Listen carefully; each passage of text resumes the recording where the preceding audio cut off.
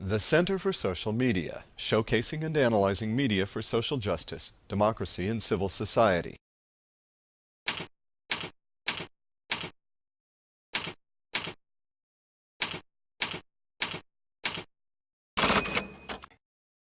It's democratic, it's cheap, it's global, it's instant, it's fresh, we've never had this possibility before. New technologies that make self-publishing on the internet easy, free, and instantaneous are already several years old, but the numbers have reached a critical mass hard to ignore. Technorati listed nearly 25 million bloggers at the end of 2005, with the numbers doubling every 5 months. This immense volume of humanity, talking, showing, listening, and viewing, offers a palpably new cultural experience. For some, it is the coming of Plato's Republic. For others, it will replace mainstream media, or act as a second superpower, challenging governments and commercial interests alike.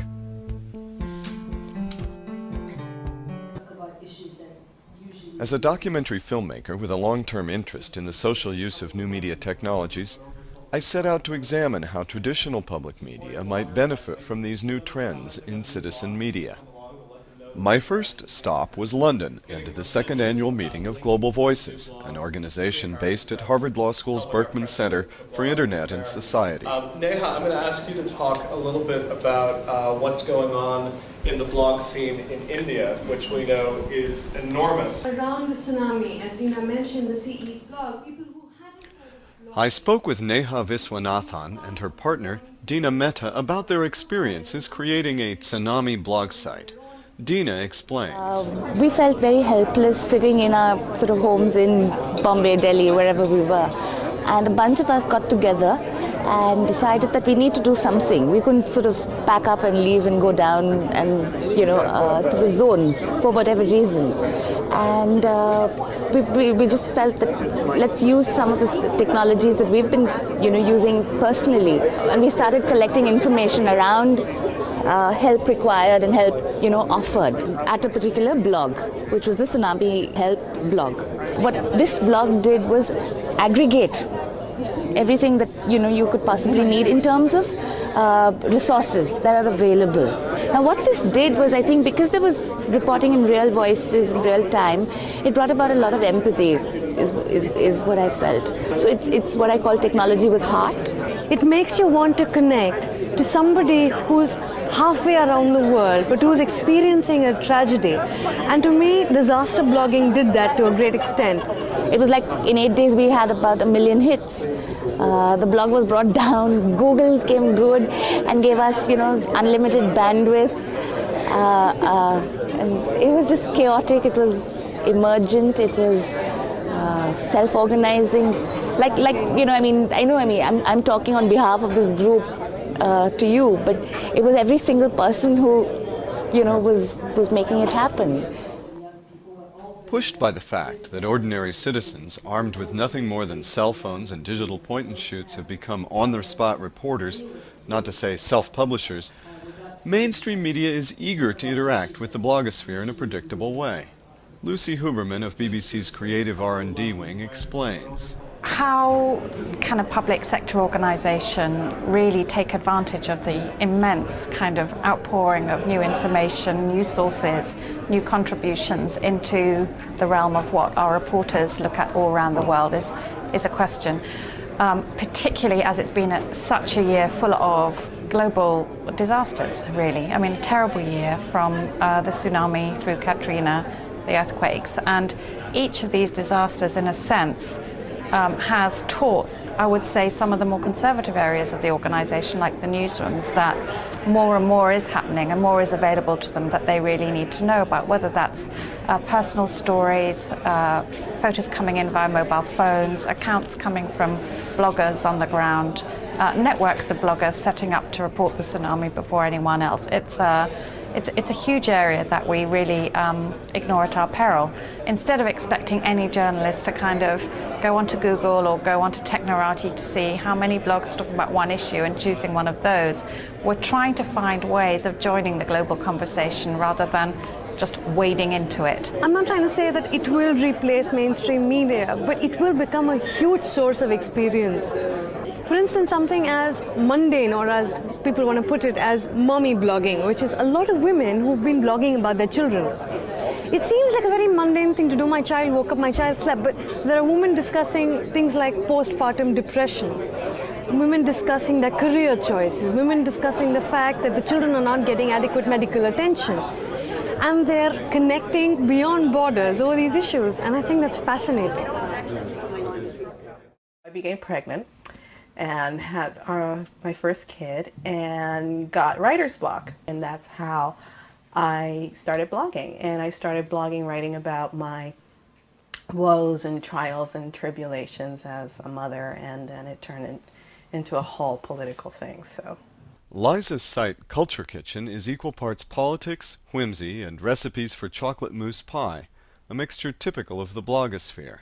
if you're a PTA mom who believes that, school choice is a big issue and that needs to be taken care of, and you start blogging and you have a readership, then it augments already what you were doing in your life. And I think that that's what's really amazing about this. That really is, it's soapboxing. It's about amplifying what people either had on a smaller scale in their lives or had to put off for a while, had it in the back burner in their everyday lives. And for those who want to be involved in social change, it's an agent against alienation.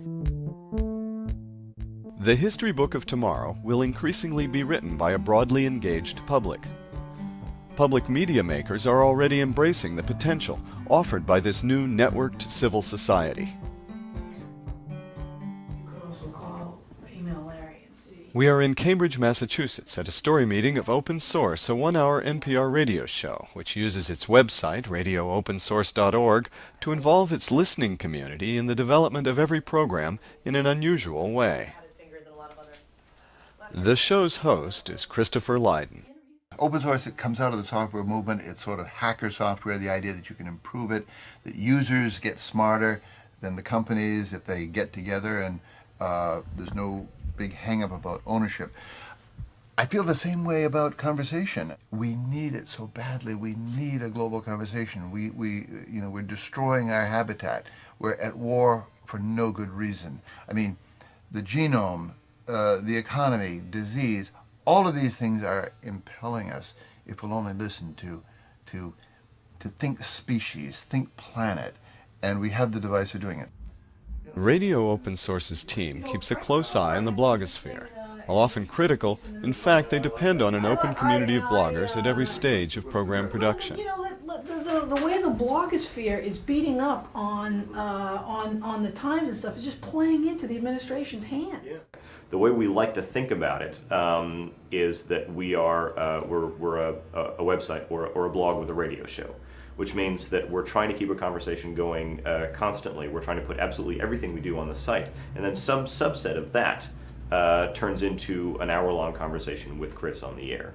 We very often get people who write very thoughtful comments that are worth quoting whole, that we then use on our show.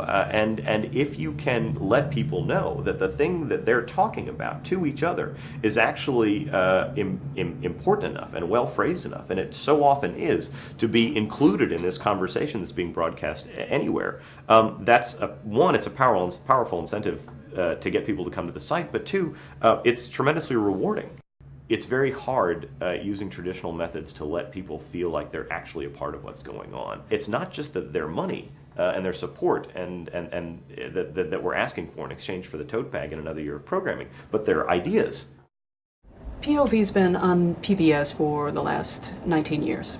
And I'd say for the last 10 years, we've really been searching for ways that we can be far more than a broadcaster.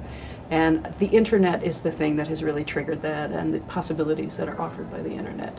And I'd say that this is the time when we can really sort of develop the promise of what public media in this country can be. We see POV's Borders as a way to experiment with storytelling online. On the internet, how do you tell stories? And how do you tell interactive stories? Because obviously that's what's different about this medium that makes it so exciting. We actually had a bunch of high school students from the border, a border town in Texas on the Mexican border, share their lives with people. Every week they would send in a video and talk about what was going on. They were all in high school, so they were getting ready to apply for college, and it's a very exciting time for them. They were really learning that, you know, everybody has a story, and it's very important, and it's important that you can tell your own stories. So they were sort of learning how to use media, which was exciting, and telling some really interesting stories that otherwise might not be heard by people. The future of PBS really does lie in the internet. It lies online, it doesn't lie in broadcast. Right now we're going to be moving away from appointment viewing and toward people taking content when they want it, where they want it, in the way that they want it, on different mechanisms, and using it in their lives in a completely different way. It's a kind of content use that has nothing to do with broadcast television anymore. I think broadcast will still exist, but it will exist in this universe of many, many, many other machines and applications and use ways of using the material that we never saw in the 20th century. Everybody is passionate. I mean, really insanely curious and devoted and expert about something.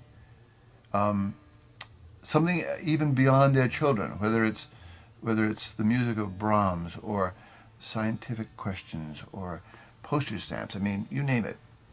We love to talk about things that interest us in a serious way. Most media is talking at you with a kind of false authority of, I'm Walter Cronkite and you're not. I'm the New York Times and you will never be. And I think people are desperately eager not to be insulted, to be included. For some, the utopian aspect of citizen media is built into the technology. We're hardwired, coded for success. Others fear the current online public sphere could follow the path of print, of radio, of television, to a more limited notion of public engagement. My own hope is that we can embrace this new conversation and make it a lasting part of the public media dialogue.